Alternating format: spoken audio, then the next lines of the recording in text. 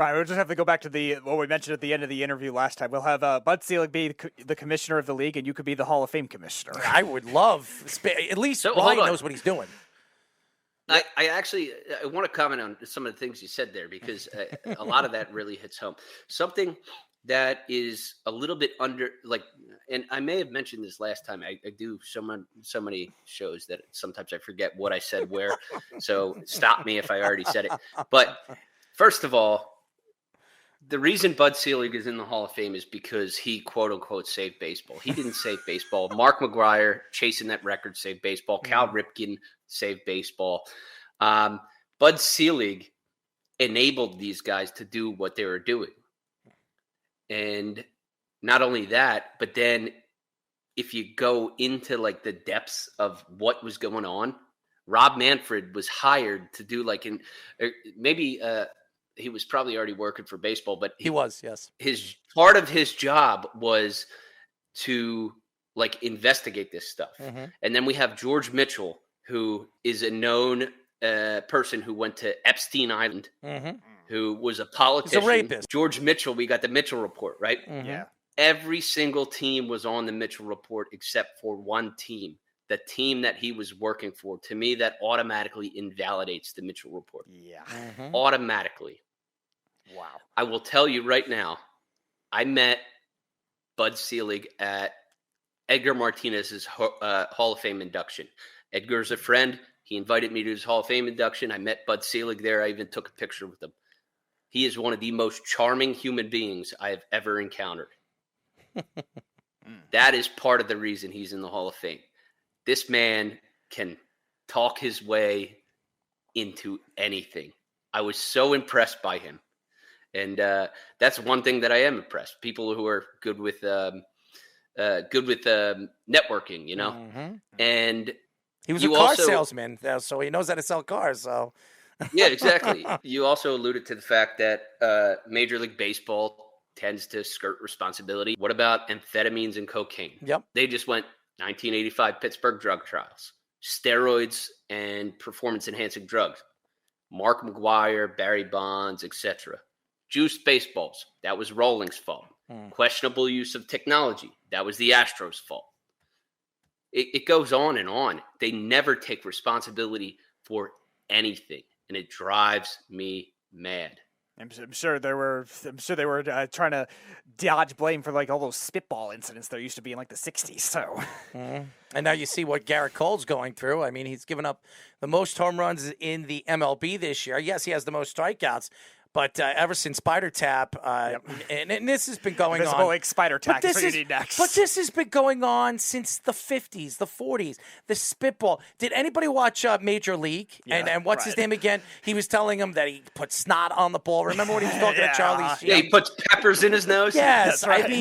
I mean, this has been going on in baseball for forever. So why is it a surprise that Rob Manfred sets these rules now? Because Rob Manfred heard all the complaints by other players, other GMs, and obviously managers on other teams saying that they're cheating. And now all of a sudden he's playing for the Yankees. He can't cheat anymore. So you know what? He's worthless. Like half the players in the major league are when they find out what they're doing behind, closed doors, or maybe in front of you and you don't see it. Grabbing their hats, grabbing their crotches.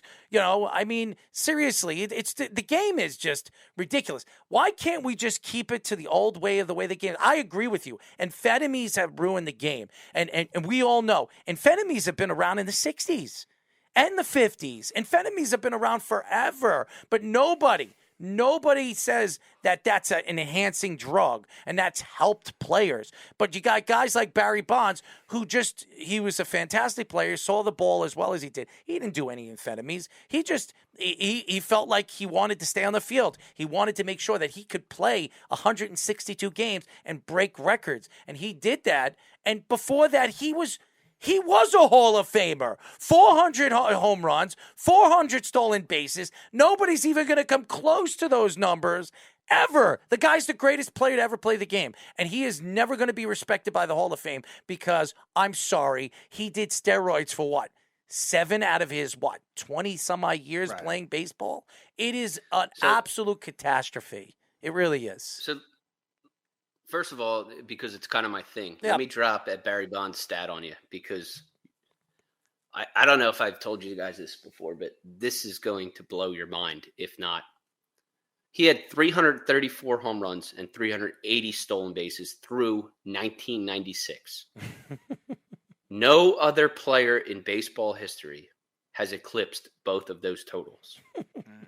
Wow. Throw out everything else. He could have walked off the field right then. No other player is close to what he did in terms of power and speed. And by the way, 8 Gold Gloves too. 8 Gold Gloves. Oh yeah. Yes. When it comes to amphetamines, people just don't fully understand what these things do to you. I'm telling you, the one time I took Adderall, I walked across the Susquehanna River at 3 a.m. What? Damn. In November. Pennsylvania.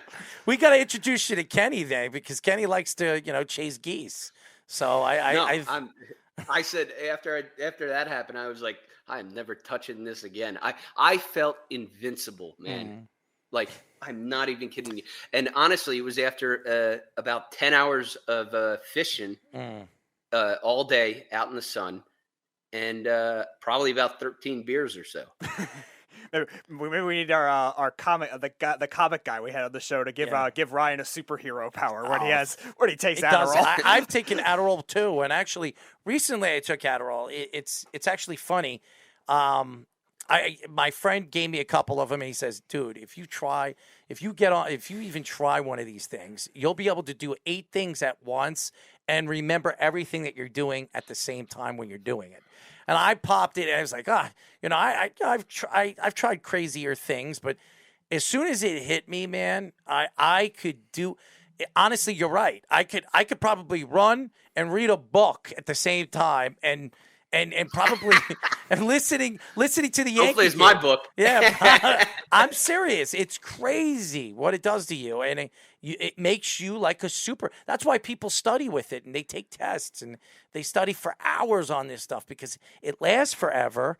And it's not like cocaine. When cocaine, after the high goes down, within 20, 25 minutes, this thing lasts you for at least 2, 3, 4 hours, and you can do so many different things when you're doing it. It's absolutely ridiculous. It's crazy. It really is. So you're right, Ryan. It's something that you've never tried, and if you've tried it before, you know what we're talking about. And these baseball players, there are a ton of it. I know Jeff Bagwell was doing amphetamines. I know he was. Okay, I know for a fact he was because I know somebody that knows him. So there are a lot of baseball players that are in the Hall of Fame right now that maybe they didn't do steroids, but it's just as bad by doing amphetamines. I absolutely agree with you. And I think. But then oftentimes Major League Baseball says, "Hey, it's okay. Therapeutic use exemption." Yeah. Nobody talks about TUEs. I don't understand why. Right? Like Chris Davis. Do you remember when he got suspended? Yep. Mm-hmm. He's still getting paid Carlos by Baltimore, Ruiz. by the way. Yeah, awesome. Good for him. Do you remember when Carlos Ruiz got suspended? Yes. These guys, they got suspended because they had expired TUEs. Yep. Because they didn't renew their freaking TUEs. They had them the year before, and they just kept taking their meds and didn't renew. It's ridiculous to me, man.